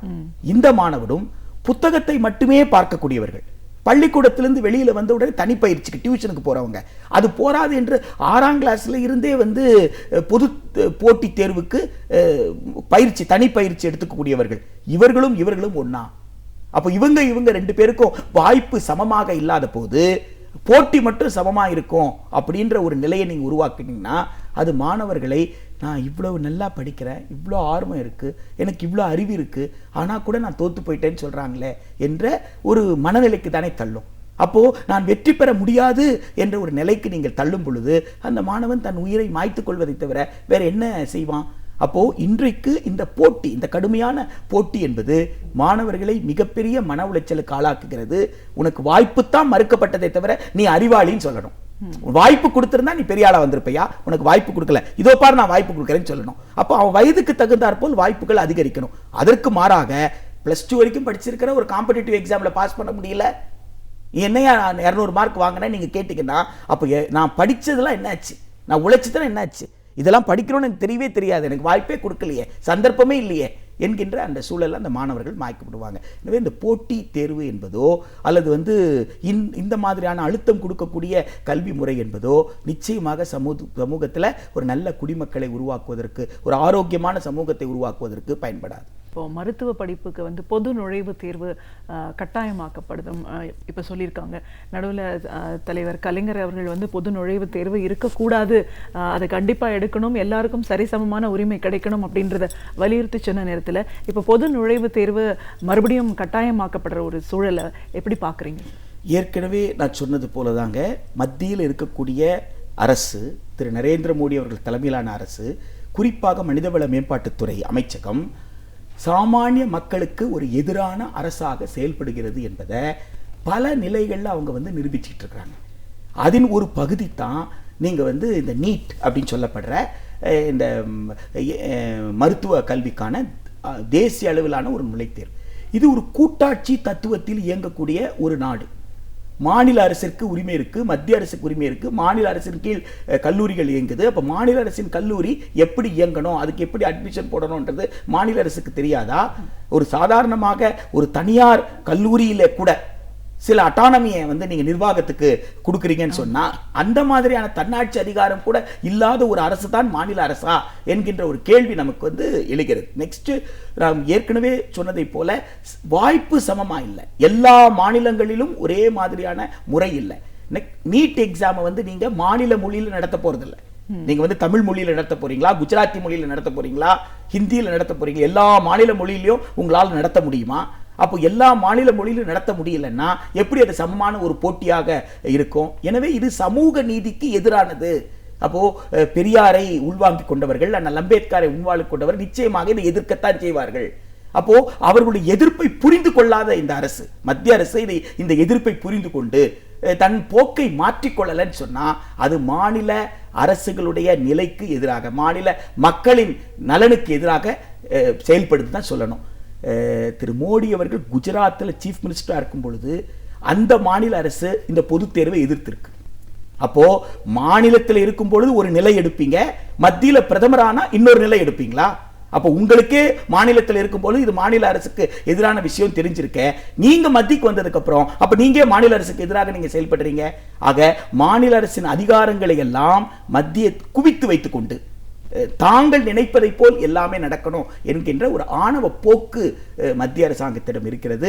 அந்த ஆணவ போக்கு தவறு என்பதுதான் தமிழகத்தில் இருக்கக்கூடிய அரசியல் கட்சிகள் சுட்டிக்காட்டியிருக்கிறார்கள். அதை புரிந்து கொண்டு மத்திய அரசு செயல்படும் அப்படின்னு நினைக்கிறோம். கண்டிப்பா. இப்படிப்பட்ட இந்த ஒரு சூழல்ல மாநிலத்தை பொறுத்த வரைக்கும் சுயாட்சி அப்படின்னு சொல்ற விஷயத்தை எப்படி பாக்குறீங்க சார்? இது மொழி வாரியாக உருவாக்கப்பட்ட மாநிலம். இன்றைக்கு மொழிக்குள்ளே கூட நமக்கு ஆந்திர பிரதேசம், தெலுங்கானான்னு உருவாயிருக்கலாம், மத்திய பிரதேசில் சத்தீஸ்கர் உருவாக்கியிருக்கலாம். பட் பெரும்பகுதி இது மொழி இனம்னு ஒன்று இருக்கு இல்லைங்களா, மொழி சார்ந்த ஒரு இனம் அப்படின்னு ஒன்று இருக்கு. பண்பாட்டினோட கூறு தான் வந்து ஒரு மொழி. எனவே மாநிலத்திற்கு கல்வி, சுகாதாரம் உள்ளிட்ட துறைகளில் ஒரு சுயாட்சி வேண்டும். நான் எப்படிப்பட்ட கல்வியை என் மக்களுக்கு கொடுக்கணும் அப்படின்னு மாநிலத்துக்கு மாநிலம் கல்விக் கொள்கையும் மொழிக் கொள்கையும் நிச்சயமாக இருந்தால்தான் எல்லா மாநிலங்களும் ஒரு சமமான ஒரு முன்னேற்றத்தை அடைய முடியும். மத்திய அரசை நாடிதான் எல்லா மாநிலமும் இருக்கணும் அப்படின்னு சொன்னா அப்போ யூனியன் பிரதேசத்துக்கும் மாநிலத்துக்கும் என்ன வித்தியாசம்? நீங்கள் பாண்டிச்சேரி யூனியன் பிரதேசம் சொல்கிறீங்க, அங்கே இருக்கிற மக்கள் மாநில அந்தஸ்து கேட்குறாங்க. தமிழ்நாட்டை மாநிலம்னு சொல்கிறீங்க. பாண்டிச்சேரிக்கும் மத்திய அரசாங்கம் தான் தீர்மானிக்க போகுது, தமிழ்நாட்டுக்கும் மத்திய அரசாங்கம் தான் தீர்மானிக்க போகுதுன்னா அதுக்கு யூனியன் பிரதேசம் பேரு, இதுக்கு மாநிலம் பேரு எந்த வித்தியாசம்? அங்கே ஒரு முதலமைச்சர் இருக்காரு, இங்கே ஒரு முதலமைச்சர் இருக்காரு. அப்போ என்ன வித்தியாசம்? ஒரு வித்தியாசம் இல்லை. எனவே மாநிலத்தின் சுயாட்சி என்பது மக்களுடைய நலன் சார்ந்தது, மாநில மக்களுடைய நேரடியான தேவைகளை பூர்த்தி செய்யக்கூடிய முடிவுகளை எடுக்கக்கூடியது. அந்த தத்துவத்தை நிச்சயமாக நாம் கோரி பெறணும். அதற்கான மிகப்பெரிய போராட்டம் நடந்திருக்கு. அந்த போராட்டம் இந்த காலத்தில் இன்னும் தீவிரமடைய வேண்டும். இப்படிப்பட்ட ஒரு சூழ்நிலையில் இன்னைக்கு இருக்கிற மாணவர்கள், இளைஞர்கள் இந்த ஒரு நிலையை முழுமையாக அவங்க புரிஞ்சிட்டு இருக்காங்களா, இல்லை எப்படி சார்? நிச்சயமாக இல்லைன்னா ஜவஹர்லால் நேரு பல்கலைக்கழகத்தில் அந்த பேரவை தலைவர் இந்த அளவிற்கு பாட்டியாலா நீதிமன்றத்தில் தாக்கப்பட்டிருக்கிறார்னா காரணம் என்ன? மாணவர்கள் விழிப்போடு இருக்கிறார்கள், இளைஞர்கள் விழிப்போடு இருக்கிறார்கள் என்பதை கவனத்தில் எடுத்து தான் இந்த தாக்குதல் அவங்க நடத்தியிருக்கிறாங்க. ரோஹித் வெமுலா கேஸ்ல மனிதவள மேம்பாட்டுத்துறை அமைச்சர் மீது வன்கொடுமை சட்டத்தின் கீழ் நடவடிக்கை எடுக்கப்படணும், கைது படணும்ன்ற கோரிக்கை வலுக்கிறது. மனிதவள மேம்பாட்டுத்துறை இவ்வளவு தூரம் சட்டம் போடாமல் இருந்திருக்கே, அப்போ பிரதமர் கூட இந்த வன்கொடுமை அனுமதித்தாரா என்பதை விவாதிக்கணும் என்ற அளவு கோரிக்கை நிகழ்ந்தவுடன் அதை பின்னுக்கு தள்ளுவதற்காக JNU கைது நடந்ததா என்கின்ற விஷயத்தெல்லாம் நம்ம பார்க்க வேண்டியது இருக்கு. எனவே இந்தியா முழுக்க இருக்கக்கூடிய மாணவர்கள் ஒற்றை பண்பாட்டை நிலைநிறுத்த துடிக்கின்ற மத்திய அரசுக்கு எதிராக ஒரு சமத்துவத்தை விரும்பக்கூடிய மாணவர்கள் விழிப்போடு போராட்டத்தில் இறங்கியிருக்கிறாங்க. எனவே அது மருத்துவ பொது தேர்வாக இருந்தாலும், நுழைவு தேர்வாக இருந்தாலும் சரி, அல்லது புதிய கல்விக் கொள்கை என்கின்ற விவாத பொருளில் தொடங்கி அந்த புதிய கல்விக் கொள்கையுடைய வரைவு வந்த பிறகும் சரி, இந்த மாணவர்கள் சும்மா இருக்க மாட்டாங்க. இந்த இளைஞர்கள் நிச்சயமாக பார்த்து கொண்டு சும்மா இருக்க மாட்டாங்க. ஒரு மிகப்பெரிய போராட்டத்திற்கு பிறகு, ஒரு பாரம்பரியமான ஒரு போராட்டத்திற்கு பிறகு, ஒரு சமூக நீதிக்கான ஒரு போராட்டத்திற்கு பிறகு சில சமூக நீதி அடிப்படையிலான திட்டங்களும் சட்டங்களும் உருவாகியிருக்கு. அந்த திட்டத்தையும் சட்டத்தையும் குழி தோண்டி புதைப்பதற்கு நிச்சயமாக இளைஞர்கள் வழிவகுக்க மாட்டார்கள். கடந்த 5 ஆண்டுகளை பொறுத்த வரைக்கும் கல்விக் கொள்கை அப்படிங்கிறது எந்த அளவுக்கு செயல்பாட்டில் இருந்திருக்கு? தமிழ்நாட்டை பொறுத்த வரைக்கும் ரொம்ப வேதனைப்பட வேண்டிய ஒரு துறையாக நான் பார்ப்பது 5 ஆண்டுகளில் கல்வித்துறை தான்.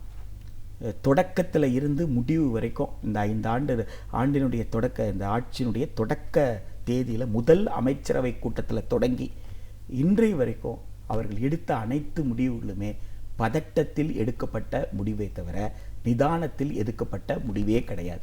பதறிய காரியம் சிதறும்னுவாங்க. ஆசிரியர் தகுதி தேர்வு 2 ஆண்டு காலமாக நடக்கலை. மிகப்பெரிய போராட்டத்திற்கு பிறகு ஆதி திராவிடர் ஆணையம் குறித்த கடிதத்தின் பேரில் பல்வேறு கட்சிகள் போராட்டத்தில் அறிக்கைகள் கொடுத்த பிறகு 5% மதிப்பெண் தளர்வை தமிழ்நாடு அரசு அறிவித்தது. ஆனால் அந்த அரசாணைக்கு சென்னை உயர்நீதிமன்றத்தின் மதுரை கிளை தடை விதிக்கிறது. அந்த தடையை நீக்கி எல்லோருக்கும் மதிப்பெண் தளர்வை இடஒதுக்கீட்டு பிரிவினருக்கு கொடுத்து அந்த தேர்வை நடத்தாமல் 2 ஆண்டு காலமாக அந்த தேர்வு நடத்தப்படல. தகுதி தேர்வு தேவையா இல்லையான்றது வேற விவாதம். நீங்க ஏற்கனவே தகுதி பெற்றுட்டாங்க, தேர்வு வேண்டுமான்றது அந்த விவாதத்திற்குள்ள நான் போகல. அப்போ வேண்டாம்னா வேண்டான்ற முடிவாது எடுக்கணும். நடத்தணும்னு சொன்னா நடத்திடணும்ல. அப்போ எழுதி தேர்ச்சி பெற முடியாமல் பிஎட் மட்டும் வச்சுக்கிட்டு டீச்சர் ஆக முடியாமல் தெருவில் நிற்கிறாங்களே, அவங்க நிலைமை என்ன? எத்தனை லட்சம் ஆசிரியர்கள் அதனால் பாதிக்கப்பட்டிருக்காங்க. அதற்கு பிறகு வெயிட்டேஜ் முறை. வெயிட்டேஜ் முறைனா கூடுதல் மதிப்பு கொடுக்கிறது. கூடுதல் மதிப்புன்னா என்ன? நீங்க MA பாஸ் பண்ணியிருக்கிறீங்க, நீங்க காலேஜ் ப்ரொஃபஸருக்கு அப்ளை பண்றீங்கன்னா MAக்கு மேல ஸ்லெட் இருக்கு, உங்ககிட்ட தகுதி வந்துருச்சு. அதற்கு மேல MPhil இருந்தால் அதுக்கு ஒரு மார்க், அதுக்கு மேலே PhD இருந்தால் அதுக்கு ஒரு மார்க்கு, அதுக்கப்புறம் நீங்கள் சர்வீஸ் பண்ணியிருந்தீங்கன்னா ஒவ்வொரு ஆண்டு உங்களோட பணிக்கும் ஒரு மதிப்பெண். இப்படி இதுக்கு பேர் தான் கூடுதல் மதிப்பெண். ஆனால் ஆசிரியர் தகுதி தேர்வின் கீழ் நியமிக்கப்படுறதுல இவங்க சொல்கிற கூடுதல் மதிப்பெண் எப்படின்னா, BA BEd பாஸ் பண்ணவங்களுக்கு +2ல் எடுத்த மதிப்பெண்ணுக்கு கூடுதல் மதிப்பெண் கொடுக்குறாங்களாம். அது ஒரு சமூக நீதிக்கு எதிரான விஷயம் என்ற கடுமையான போராட்டம் நடந்து கூட உயர்நீதிமன்றத்தில், உச்ச நீதிமன்றத்தில் வழக்கு இருந்து கூட அந்த வழக்குகளை நீட்டித்துக் கொண்டு இருக்கிறார்களே தவிர இந்த வழக்குகளை முடிவுக்கு கொண்டு வருவதோ அல்லது சமூக நீதிக்கு எதிரான இந்த வெயிட்டேஜ் முறையை கைவிடுவதற்கோ அவங்க தயாராக இல்லை. பள்ளி கல்வியில தொடங்கி உயர்கல்வி வரைக்கும் ஆசிரியர் பணியிடங்கள் காலியாக இருக்கு. இப்போ ஹையர் செகண்டரி எக்ஸாம் எழுத போறாங்க. ரிசல்ட் வந்த உடனே பிரைவேட் ஸ்கூலா கவர்மெண்ட் ஸ்கூலான்னு விவாதிப்பாங்க. ஆனால் கவர்மெண்ட் ஸ்கூலில் 850 ஸ்டூடெண்ட்டுக்கு ஒரு மேக்ஸ் டீச்சர் போஸ்ட் பல ஸ்கூலில் இருக்கு. அப்போ ஒரு மேத்ஸ் டீச்சர் எப்படி 850 பிள்ளைகளுக்கு பாடம் நடத்துவார்? அதே போல் உயர்கல்வியில் எடுத்துக்கிட்டிங்கன்னா பல்கலைக்கழகங்கள்லையும் சரி, அரசு உதவி பெறும் கல்லூரி, அரசு கல்லூரிகளை சரி, பல ஆசிரிய பணியிடங்கள் காலியாக இருக்குன்னா அந்த பையன் பிஏ எப்படி படிப்பான், பிஎஸ்சி எப்படி படிப்பான், அதற்கப்புறம் அவன் எப்படி மேற்படிப்புக்கு அவனால் போக முடியும்? இந்த சிக்கல்கள் தொடர்ந்து நீடித்திருக்கு. ஜனநாயக குரலுக்கு இந்த 5 ஆண்டு காலத்தில் அவர்கள் செவிசாய்க்கலை. மக்கள் எதை கேட்கிறார்கள், மாணவர் ஏன் போராடுறாங்க என்பதை பற்றி கவனிக்க அவங்க தவறிட்டாங்க. எனவே இந்த 5 ஆண்டு காலத்தில் மிக மோசமாக இயங்கிய ஒரு துறைன்னு சொன்னால் அதை கல்வித்துறைன்னு சொல்வதை தவிர வேறு எதுவும் எனக்கு தெரியலை. நிச்சயமா சார், ஒரு கல்வியாளர் அப்படிங்கிற முறையில் கல்வி எந்த அளவுக்கு ரொம்ப அவசியமான விஷயம், ஒவ்வொரு சாமானிய மனிதனுக்கும் அதற்கான உரிமை இருக்குது அப்படின்னு சொல்கிற இந்த நேரத்தில் புதிய உயர்கல்வி கொள்கை அப்படின்றது என்ன மாதிரியான ஒரு மாற்றத்தை, விளைவுகளை ஏற்படுத்தக்கூடிய ஒரு அபாயகரமான சூழல் இன்னைக்கு இருக்குது. தேசிய ஒருமைப்பாடு பேசக்கூடிய நேரத்தில் பண்பாட்டு ஒருமைப்பாட்டை பற்றி முக்கியத்துவம் கொடுத்து இன்னைக்கு வலியுறுத்தி மத்திய அரசாங்கம் சொல்லிட்டு இருக்கு. இந்த மாற்றங்கள் எல்லாம் ஏற்படுத்த போகும்போது அது சாமானிய மக்களை எந்த அளவுக்கு பாதிப்புக்கு உள்ளாக்கும்? இதை பற்றின ஒரு விழிப்புணர்வுன்னும் போது இன்னைக்கு மாணவர்கள் மத்தியில் அது எவ்வளோ தூரம் ஒரு எழுச்சியை ஏற்படுத்திட்டு போராட்டம் வரைக்கும் வந்திருக்காங்க. இதில் என்ன மாதிரியான ஒரு மாற்றங்கள் இன்னைக்கு தேவையா இருக்கு? இந்த 5 ஆண்டுகளை பொறுத்த வரைக்கும் கல்வி எந்த அளவுக்கு ஒரு மோசமான நிலைக்கு தள்ளப்பட்டிருக்குன்னு உங்களோட அனுபவங்கள் சார்ந்த பல விஷயங்களை எங்களோட நீங்கள் முழுமையாக பகிர்ந்ததுக்கு நன்றி. நன்றி. நாம் அறிந்த விஷயங்களை காட்டிலும் நாம் அறிந்திராத பல அரிய தகவல்களை நம் சிந்தனைக்கு உரமூட்ட வருகிறார் பேராசிரியர் சுபவீர பாண்டியன் அவர்கள். நம் விடியலை வாணி நிகழ்ச்சியின் அடுத்த பகுதியாக வரவிருப்பது ஒன்றே சொல் நன்றே சொல்.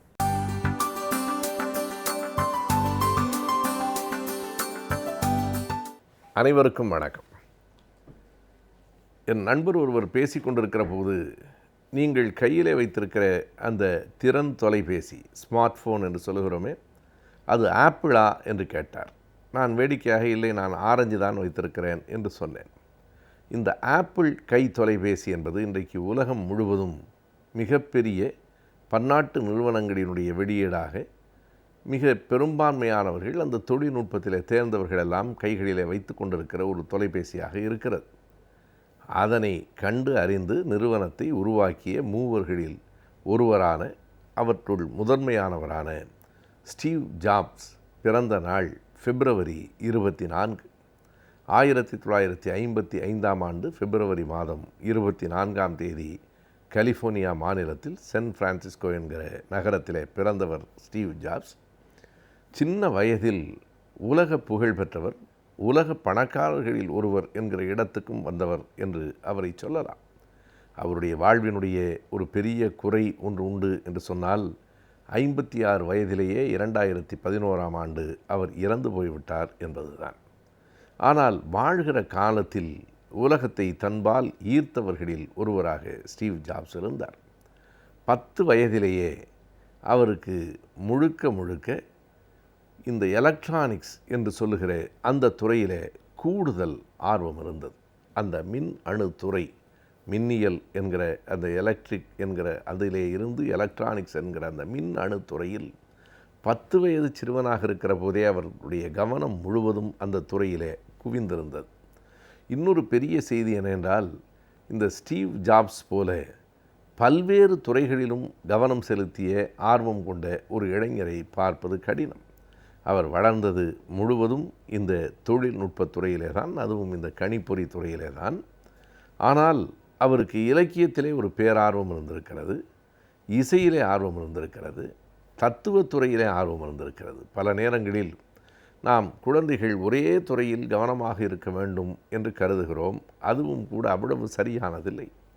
பல்வேறு துறைகளிலும் இருக்கிற அறிவுதான் ஒருவனை ஒரு துறையில் மேலும் மேலும் கூர்மைப்படுத்த உதவும் என்று இன்றைய அறிவியல் கூறுகிறது. ஒரு பரந்துபட்ட அறிவும் நமக்கு தேவையாக இருக்கிறது. ஒரு துறையில் ஆழ்ந்த அறிவும் பிற துறைகளிலெல்லாம் ஒரு பரந்துபட்ட அறிவுமாக இருப்பது தான் ஒன்றோடு ஒன்றை பொருத்தி பார்ப்பதற்கும் மிகப்பெரிய தேவையாக இருக்கிறது. காரணம், இன்றைக்கு எல்லா துறைகளும் ஒன்றோடு ஒன்று தொடர்புடையனவாக இருக்கின்றன. அதனை ஆங்கிலத்தில் இன்டர் டிசிப்ளின் என்று சொல்லுகிறார்கள். எல்லா துறைகளும் சேர்ந்து தான், உயிரியலும் தொழில்நுட்பமும் சேர்ந்து படிக்கிற படிப்பு தான் பயோடெக்னாலஜி என்பது. உயிரியலுக்கும் தொழில்நுட்பத்துக்கும் என்ன தொடர்பு என்று கருதிய காலம் ஒன்று இருந்தது. ஆனால் இரண்டையும் சேர்த்து படிக்கிற படிப்பு இன்றைக்கு உலகத்தில் வளர்ந்து கொண்டிருக்கிற ஒரு பெரிய படிப்பாக இருக்கிறது. அதுபோலவே பொறியியல் படிக்கிறவர்கள் ஜெனட்டிக்ஸ் என்கிற இந்த மரபு அணு உடற்கூறியல் பற்றி சேர்த்து படிக்கிறார்கள். ஜெனட்டிக் இன்ஜினியரிங் என்கிற ஒரு படிப்பு இன்றைக்கு உலகத்திலே வளர்ந்து கொண்டிருக்கிற துறையாக இருக்கிறது.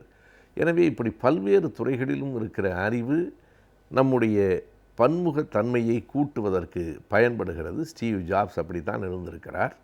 அவருக்கு அந்த மின்னணு துறையிலே தான் மிகுந்த ஈடுபாடு என்றாலும் கூட இலக்கியங்களை நிறைய பயின்றிருக்கிறார். ஷேக்ஸ்பியர் எழுதிய கிங் லியர் நாடகத்தை நான் திரும்ப திரும்ப படித்திருக்கிறேன். கிங் லியர் நாடகம் என்னை மிகவும் பாதித்திருக்கிறது என்கிறார். அந்த மின் அணு யுகத்துக்கும் கிங் லியருக்கும் எந்த தொடர்பும் இல்லை. அவரை கிங் லியர் பாதித்திருக்கிறார். பிளாட்டோவினுடைய எழுத்துகள் பாதித்திருக்கின்றன. இன்றைக்கு உலகம் முழுவதும் இந்த அகாடமி என்கிற சொல்லே பிளாட்டோ நிறுவி அதிலிருந்து வந்தது தான் என்பதை நாம் அறிவோம். எனவே கல்வி தொடர்பான அறிவு அனைத்தையும் கொடுக்கிற ஒரு கழகமாக அது இருக்க வேண்டும் என்று அன்றைக்கே இயேசுநாதர் பிறப்பதற்கு நூற்றாண்டுகளுக்கு முன்னால் பிளாட்டோ கருதியிருக்கிறார். எனவே பிளாட்டோவினுடைய எழுத்துகள் என்னை பாதித்திருக்கின்றன. ஷேக்ஸ்பியரினுடைய இலக்கியங்களை நான் திரும்ப திரும்ப படித்திருக்கிறேன். என்னை மறந்து இசையிலே லயித்திருக்கிறேன் என்று ஸ்டீவ் ஜாப்ஸ் சொல்கிறார். இவை எல்லாவற்றையும் தாண்டி இவைகளுக்கு தொடர்பு இல்லாத ஜென் புத்த மதத்திலே அவருக்கு ஒரு ஈடுபாடு இருந்திருக்கிறது. அதன் காரணமாகவே அவர் இந்தியாவுக்கு சீனாவுக்கெல்லாம் வந்து போயிருக்கிறார். இந்தியாவிலே 7 மாதங்கள் தங்கியிருந்திருக்கிறார். டெல்லியிலும் உத்தரப்பிரதேசத்திலுமாக 7 மாதங்கள் ஸ்டீவ் ஜாப்ஸ் இந்தியாவிலே தங்கி சென்றிருக்கிறார். இப்படி பன்முக ஆர்வமும் பன்முக ஆற்றலும் உடையவராக வளர்ந்த ஸ்டீவ் ஜாப்ஸ் அவருக்கு கிடைத்த 2 நண்பர்கள் ஸ்டீவ் வாஸ்னிக் என்பவரும் ரொனால்ட் என்பவரும் 3 பேருமாக சேர்ந்துதான் முதலில் இந்த மின் அணுத்துறையிலே இந்த விளையாட்டுகளை வீடியோ கேம்ஸ் என்று நாம் சொல்கிறோமே அந்த விளையாட்டுகளை அவர்கள் முதலில் உருவாக்கியிருக்கிறார்கள். இன்றைக்கு நாம் அறிவோம், நம்முடைய பிள்ளைகள் எல்லோரும் மேலை நாட்டிலே இருக்கிற சின்னஞ்சிறுவர்கள் அத்தனை பேரும் அந்த விளையாட்டுகளிலே தான் சிக்கி கொண்டிருக்கிறார்கள் என்று கூட நாம் சொல்லலாம். தொடர்ந்து அவற்றை பார்த்து கொண்டும் அவற்றில் விளையாடி கொண்டும் உலகத்தை மறந்து கொண்டும் இருக்கிறார்கள். அது ஒரு விதமான சிக்கலான செய்தி என்றாலும் அந்த ஒரு அறிவியல் தொழில்நுட்பத்தை கொண்டு வந்தவர்களில் இவர்களுக்கு பெரும் பங்கு உண்டு. அதற்கு பிறகு மெல்ல மெல்ல வளர்ந்து அவர்கள் ஆப்பிள் என்கிற ஒரு நிறுவனத்தை 1976ஆம் ஆண்டு ஏப்ரல் 1 தேதி கலிஃபோர்னியா மாநிலத்திலே உருவாக்குகிறார்கள். அந்த சின்ன நிறுவனம், அந்த 3 பேருமாக சேர்ந்து தொடங்கிய அந்த நிறுவனம் இன்றைக்கு ஒரு பெரிய ஆலமரம் போல வளர்ந்து நிற்கிறது. அந்த ஆப்பிள் நிறுவனம் தொடங்கி இன்றைக்கு உலகம் முழுவதும் விற்பனையாகி கொண்டிருக்கிற திறன்மிகு தொலைபேசி மட்டுமல்லாமல் கணிப்பொறிகள், ஐபேட் என்று சொல்லுகிற அனைத்தும் இன்றைக்கு அவர்களிடத்திலிருந்து தான் வந்திருக்கிறது. அவர்களுக்கான அடையாளமாக எல்லாவற்றிற்கும் முதலில் ஐ என்கிற ஆங்கில எழுத்தை அவர்கள் பயன்படுத்துகிறார்கள். அது ஐபாடாக இருந்தாலும் சரி, ஐபேடாக இருந்தாலும் சரி, ஐஃபோனாக இருந்தாலும் சரி, எல்லாம் அந்த நிறுவனத்தினுடைய தயாரிப்பு தான். அது இளைஞர்களால் தொடங்கப்பட்ட நிறுவனம். 25 வயதுக்கு உள்ளான 3 இளைஞர்கள் அதனை தொடங்கினார்கள். உலகத்தையே தங்கள் வயம் ஈற்று கொண்டார்கள் என்றால் நாம் நம்புவதற்கு கூட கொஞ்சம் கடினமாக இருக்கிறது. அன்றைக்கு 1976ஆம் ஆண்டு ஒரு சின்ன அளவில் தொடங்கப்பட்ட அந்த நிறுவனம் இன்றைக்கு உலகத்தின் பல நாடுகளில் இருக்கிறது. 1,15,000 ஊழியர்கள் அந்த நிறுவனத்தில் இன்றைக்கு வேலை செய்கிறார்கள். 2011இல் ஸ்டீவ் ஜாப்ஸ் இறந்ததற்கு பிறகும் அந்த நிறுவனத்தினுடைய வளர்ச்சி நிற்காமல் வளர்ந்து கொண்டே தான் இருக்கிறது. அதனுடைய வரவு செலவு என்பது ஒரு ஆண்டுக்கு பல பில்லியன் டாலர் என்று கூறுகிறார்கள். அப்படிப்பட்ட ஒரு பெரிய நிறுவனத்தை உருவாக்கி அதன் மூலமாக இந்த தொழில்நுட்ப கருவிகளை இன்றைக்கு உலகம் முழுவதும் கொண்டு சென்று அவற்றுக்கென்று ஒரு தரம், அதை கையிலே வைத்திருப்பதே பெருமை என்று கருதுகிற அளவுக்கு அதனை அந்த இளைஞர்கள் சாதித்து காட்டியிருக்கிறார்கள். அவர்களுள் முதன்மையானவர் ஸ்டீவ் ஜாப்ஸ். அவர் பிறந்த நாள் பிப்ரவரி 24. நம் வாழும் சூழலை அழகாக பாதுகாத்து கொண்டால்தான் நம் வாழ்வும் சிறப்பாக அமையும். அந்த வகையில் சுற்றுச்சூழலை எவ்வாறு பாதுகாக்கலாம் என்பதை பற்றி நமக்கு விளக்க வருகிறார் டாக்டர் வின்சென்ட் அவர்கள். நம் விடியலை நிகழ்ச்சி நிறைவு பகுதியாக வரவிருப்பது சுற்றுச்சூழல்.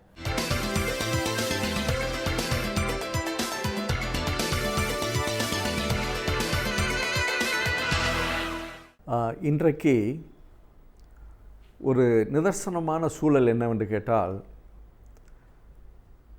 நம்முடைய வாழ்க்கைக்கு ஆதாரமாக இருக்கிற தண்ணீர், அதனுடைய தன்மை எவ்வாறு இருக்கிறது என்று பார்க்கிற பொழுது அது பாதுகாக்கப்பட்டிருக்கிறதா அல்லது நமக்கு கிடைக்கின்ற அந்த நீரினுடைய தன்மை எவ்வாறு இருக்கிறது என்றெல்லாம் பார்க்கிற பொழுது அது ஒரு பெரிய கேள்விக்கும் பெரிய விவாதத்துக்கும் உரியதாகத்தான் இருக்கிறது. ஏனென்றால் நாம் பெறுகிற அந்த தண்ணீரை எந்த அளவிற்கு நமக்கு உகந்ததாக இருக்கிறது என்பதை பலவாறு சிந்தித்து தான் நாம் ஒரு நீரவே அருந்துகிறோம். ஆனால் இந்த தண்ணீர் நம்முடைய வாழ்க்கைக்கு ஆதாரமாக இருப்பதோடு இல்லாமல் அது மிகவும் சிறந்ததாக பாதுகாப்பானதாக இருக்க வேண்டும் என்பது நாம் அனைவருமே அறிந்திருக்கிறோம். ஆனால் இன்றைக்கு நீரினுடைய தன்மை எவ்வாறு இருக்கிறது?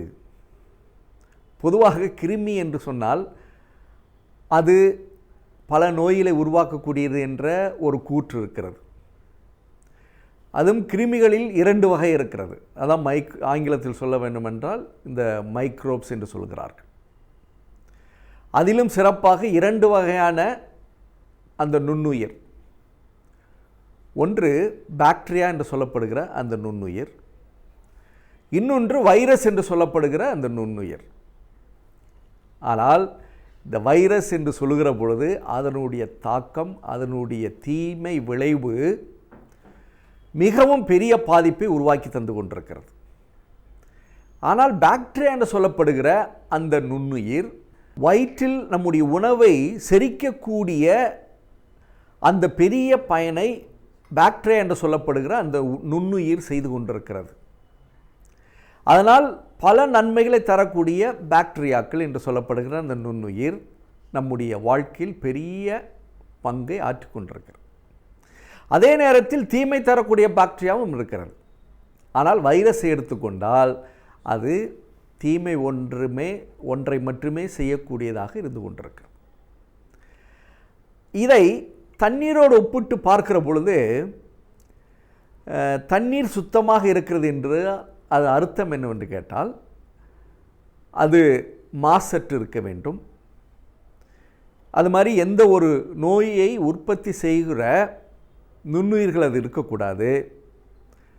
ஆனால் மூன்றாவது, நம் உடலுக்கு பயன் தரக்கூடிய சில கிருமிகள் அதில் இருக்க வேண்டும்.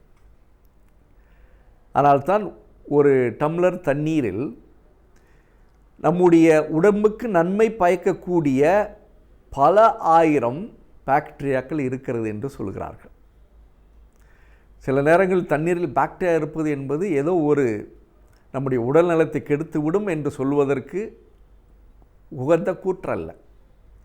ஆனால் நம்முடைய உடம்புக்கு வேண்கிற நன்மை தரக்கூடிய அந்த பாக்டீரியாக்களை தரக்கூடிய ஒரு சூழலில் இந்த தண்ணீர் இருந்து கொண்டிருக்கிறது என்பதை பார்க்கிற பொழுது நம்முடைய தேவைக்கு ஏற்ப நம்ம உடலுக்கு உகந்த ஒரு தண்ணீரை நாம் பெறுகிற பொழுது அதில் இருக்கக்கூடிய பாக்டீரியாக்கள் நம்முடைய உடம்பில் செல்கிற பொழுது நமக்கு பெரிய நன்மையை தரக்கூடியதாக இருக்கிறது. ஆனால்தான் சில நேரங்களில் தண்ணீரில் சுத்தமாக இருக்கிறது என்று சொன்னால் நான் முன்பு குறிப்பிட்டது போல ஒரு மாசற்று இருக்க வேண்டும். ஆனால் அதையும் தாண்டி இந்த மாதிரி நன்மை தரக்கூடிய பாக்டீரியாக்களை உள்ளடக்கியதாக இருக்க வேண்டும் என்ற அந்த சூழலை நாம் புரிந்து கொள்ள வேண்டும்.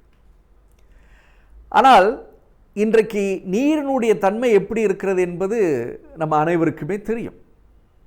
ஏனென்றால் பல ஆறுகள், நீர்நிலைகள் எந்த அளவிற்கு மாசடைந்திருக்கிறது என்பது தெரியும். அது தொழிற்சாலைகள் மூலமாக நம்முடைய வீடுகளிலிருந்து புறப்படுகிற அந்த கழிவுகள் எந்த அளவிற்கு நீர்நிலைகளில் ஒரு பெரிய மாற்றத்தை ஏற்படுத்துவதோடு இல்லாமல் அந்த நீர்நிலைகளை நாம் குடிப்பதற்கு, அருந்துகிற அந்த நீரை பெறுவதற்கு ஒரு உகந்ததாக இல்லாமல் மீண்டும் நம்ம அதை சுத்திகரித்து குடிக்க வேண்டிய ஒரு சூழ்நிலையில் தான் இருந்து கொண்டிருக்கிறோம். ஆனால் இன்றைக்கு விஞ்ஞான ரீதியாக பார்க்கிற பொழுது ஒரு தண்ணீரை ஒரு நீர்நிலையிலிருந்து மக்களுக்கு கொண்டு வருகிற பொழுது நம்ம அதனுடைய வழியாக கொண்டு வருகிற அந்த டியூப் என்று சொல்கிறோமே, அந்த சூழ்நிலையில் நடக்கின்ற ஒரு பெரிய உன்னதமான விஷயம் என்னவென்று கேட்டால், ஒரு தண்ணீரை ஒரு நீர்நிலையிலிருந்து மக்களுக்கு கொண்டு வருகிற பொழுது பைப் என்று சொல்லப்படுகிற அந்த இதை நாம் போடுகிறோம். அவ்வாறு தண்ணீர் ஒரு இடத்திலிருந்து மற்றொரு இடத்துக்கு நகர்ந்து வருகிற பொழுது சிறிது நாட்களில், அது விஞ்ஞானத்தினுடைய விந்தை என்று சொன்னால் அதுதான், அதனுடைய சுவற்று பகுதியில், அது உள்ளுப்புறமுள்ள சுவற்று பகுதியில் த பயோஃபில்ம் என்று சொல்வார்கள், சுத்திகரிக்கின்ற அந்த பணியை மிகவும் சிறப்பாக செய்து கொண்டு இருக்கிறது.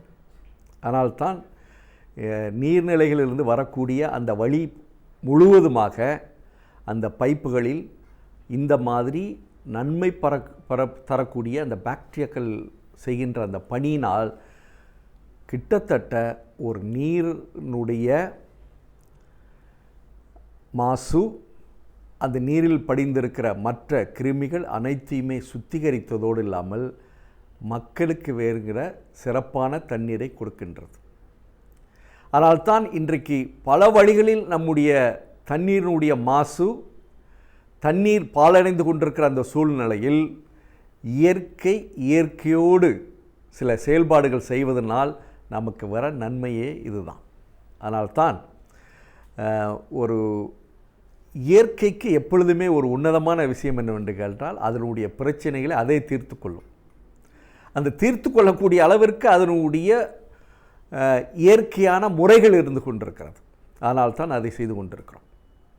அதனால்தான் இன்றைக்கு தண்ணீருக்கு பல வகையில் பல நாடுகள் பல முயற்சிகளை செய்து கொண்டிருக்கிறது. எந்த அளவிற்கு மக்களுக்கு பாதுகாப்பான தண்ணீரை தர வேண்டும் என்ற முயற்சி. அதே நேரத்தில் இன்றைக்கி செயற்கை முறையில் தண்ணீரை உருவாக்க முடியுமா அப்படி என்ற ஒரு விவாதமும் நடைபெற்று கொண்டிருக்கிறது. அதுக்கு பல ஆராய்ச்சிகளும் நடைபெற்று கொண்டிருக்கிறது. செயற்கை ரீதியாக தண்ணீரை, ஏனென்றால் தண்ணீரினுடைய அந்த வேதியியல் கூறு என்னவென்று கேட்டால் H2O என்று சொல்கிறோம்.